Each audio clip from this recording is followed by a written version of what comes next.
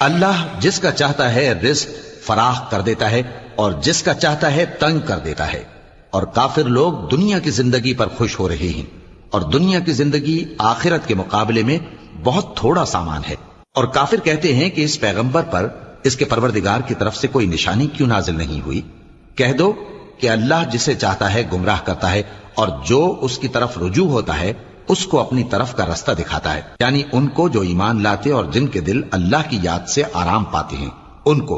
اور سن رکھو کہ اللہ کی یاد سے ہی دل آرام پاتے ہیں۔ جو لوگ ایمان لائے اور عمل نیک کیے ان کے لیے خوشحالی اور عمدہ ٹھکانہ ہے۔ جس طرح ہم پہلے پیغمبر بھیجتے رہے ہیں اسی طرح اے نبی ہم نے تم کو اس امت میں جس سے پہلے بہت سی امتیں گزر چکی ہیں بھیجا ہے، تاکہ تم ان کو وہ کتاب جو ہم نے تمہاری طرف بھیجی ہے پڑھ کر سنا دو۔ اور یہ لوگ رحمان کو نہیں مانتے، کہہ دو